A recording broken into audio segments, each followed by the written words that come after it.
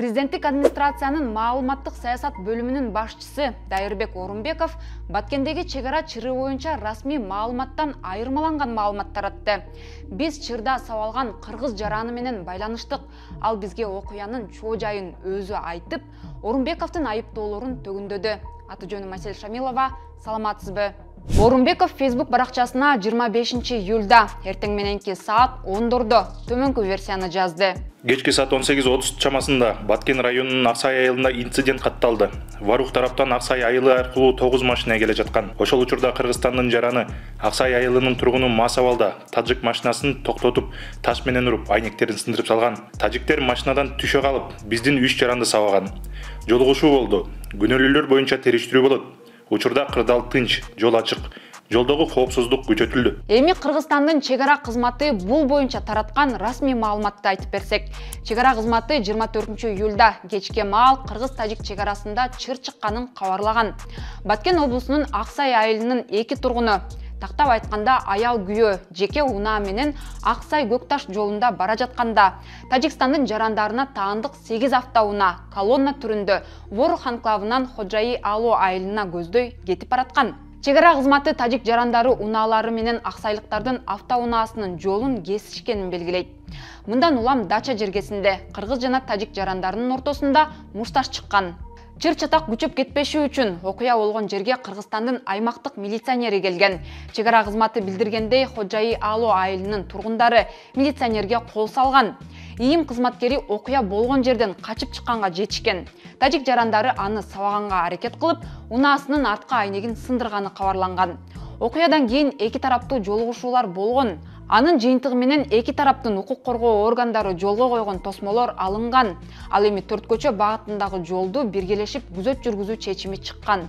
Ошондой эле маалыматта тажик тарап милиционердин унаасына келтирген чыгымды төлөп берүүгө даяр экени айтылат. Кыргызстандын чегара кызматы 25 июлда чыр чатак чыккан аймакта кырдаал туруктуу экенин билдирди. Ал эми Тажикстандын чегара кызматынын версиясын 25 июлда Дайырбек Орунбековдун билдирүүсү чыккандан кийин Озоди радиосу жарыялады.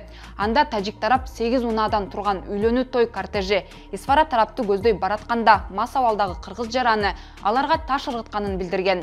Жыйынтыгында 3 унаа жабыркап, 4 киши жеңил жаракаттарды алганы жазылат. Дайырбек Орунбековдун постуна жалган маалымат таратып жатасың деген өңүттө бир канча комментарий жазылгандан кийин ал чегарадагы чыр боюнча жазгандарын өчүрдү. Бирок Орунбековдун жазган посту тууралуу талаш тартыш дале токтой элек. Көпчүлүк президенттик администрациянын маалыматтык саясат бөлүмүнүн башчысын улуттук кызыкчылыкка каршы келген маалымат таратты деп айыптап жатат. Кече Баткен районунун Аксай айылында инцидент катталган экен. Дайырбек Орунбеков ал окуянын чоо жайын иликтебестен биздин соо кыргыз жаранды мас кылып, күнөөнү мойнуна илип коюптур. Кийин жазган постун кайра өчүрүп койду. Мына ушуну маалыматтык манипуляция деп коет. Президенттин катчысы Дайырбек Орунбеков мындай маалымат таратты. Кайтып 1 сааттан кийин өчүргөн. Эмнеге өчүрдү? Такталбаган маалыматты таратканын сездиби? Анда Маданият министрлиги Дайырбекти дагы сотко бербейби? Бул постко экспертиза жасашсын Маданият министрлиги. Азаттыкты жабууга чейин барышты го. Президенттин катчысына боло береби? Дайыр Орунбековдун Аксайда мас тургун биринчи тажиктерге кол салган дегени эң эле чоң ката. Мен андайга ишенбейм. Бирок кокус ошондой болгон күндө да аны эч качан кызматта турган адам айтпашы керек. Кийин муну тажиктер дайыма бетине тутуп алышары анык. Тажикстан биздин жерге кадимкидей бастырып кирип, айылдарды өрттөп, адамдарды өлтүрүп атып дагы баарын кыргыздар өздөрү баштады деп көгөрүп тура берет. А эмнеге биз өздөрүнө жараша саясат жүргүзө албайбыз? Садыр Жапаровдун пресс башчысы тажиктердин пайдасына иштей баштаптыр. Мас же соо экенин врач-нарколог аныктайт. Видеону көрүп же адамды сыртынан эле карап туруп мас деп жарыя кылуу туура эмес. Чындыгында чыр эмнеден чыкканын тактоо үчүн Медиа Хаб Аксай айылынын башчысына Эркин Жолчиевке байланышты. Андай болгон эмес. О тажиктер өздөрү кыскан да машинаны кысып издевать эткенден кийин чечетан чыккан да. Машинаны кыскан себеби алар кортеж болуп көп кетип аткан да, анан жолдорду кыскан, а? Жолдор ремонт болуп, жолам тар болуп турганда пропускать эткен эмес да. Кыргызды. Кыргыз главный да болчу. Анан кийин милиционер барганда милиционерди да сабаганбы? Сабаган бардыгын сабап кетип калган да. Окуя болгон жерден кыска бир нече видео тарады. Анда кортеж чын эле кетип баратканын жана алардын бирин кыргыз жараны унаасы менен тосуп, колуна таш алганын көрүүгө болот. Ошол эле маалда видеого кыргыз жаранынын унаасынын артка айнеги буга чейин эле талкаланганы түшкөн. Демек, окуянын башталышы бул видео эмес. Ал эми колуна таш алган кыргыз жаранын кортежден түшө калган бир топ тажик жараны сабаганы да видеого тартылып калган. Дагы бир видеодон тажик жарандарынын унаасынын артка айнеги сынганын көрсөк болот. Окуянын чоо жайын Жеңишбек Дубанаев бизге өзү айтып берди. Ал мас эмес, соо абалда болгонун, тажик жарандары анын унаасын кысканынан улам чыр чыкканын белгиледи. Башыда кийишмелер машинасы менен, ол машина Chevrolet Cruze деген ак машина менен кийишмелер, кыстылар. Анан бизге Аксайдын центринде, анан мен токтодум, токтоп, түшсөм чыкты, качты. Анан келдим мен, куюп жетпедим. Барып Кыргызстанга кирип кетти. Анан мен калган балдарымы ошол группасы ЗАГС калан болгон да булар.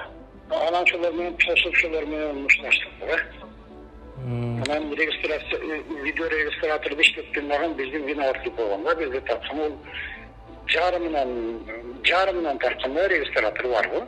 Ал өтө 200%, 300% тажиктер виноват, азыр биздин УДГ ошол эмени берип бизди виноват кылып атат да.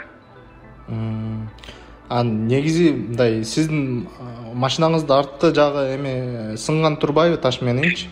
Лабой сынган, Алар ошондо биринчи ошол чырдан кийин эле машинаңыздын артына таш атып салдыбы, кандай болду? Мен кандай бизде бир курулуш мөчөт болгондо тажиктер кыз кичине эле бир эле осы истегде уруш. Ушасында башка эле жоктор. Бизде эми эң дагы эми кылсаң тазык баары өтүп кетет да. Керде өтүп кеткен да, казыр өтүп кеткен да. Сизди эме деп салышпадыбы? Эми мас экен эле ошодон чыкты депчи? Жүрөт да. Жок. Ол гапты. Токтоштурбай эле чыгарып берет да биздикилер. Жердин арасынан жактан тезирээк эме кылдырса чыгарып берген да. Орунбековдун тараткан маалыматы расмий маалыматтан башкача болуп жаткандыгына байланыштуу Кыргызстандын чегара кызматына дагы чалдык. Ал киши чегара кызматына тиешеси жок. Чегара кызматынын кызматкери эмес, ал целый служба информационной политиканын жетекчиси. Биз ал кишинин эмесин комментировать этпейбиз. Мен азыр деле Дайырбек Тешиш менен сүйлөшүп чыгып, азыр бул маселе боюнча да бир сунуш, өзүбүздүн жеке сунушубузду да кайтабыз ал кишигечи негизи. Ал эми Орунбеков мас деген кыргыз жаранынын жубайы айыл өкмөт башчыга жолдошу спирттик ичимдик ичкен эместигин айткан. Ал эми Баткен облустук ички иштер башкармалыгынан медиа хабка жаракат алган кыргыз жарандарына соттук медициналык экспертиза дайындалганын кошумчалады. Пока эч ким билбейт, экспертиза дайындалган, аны мас деп азыр айта албаймын.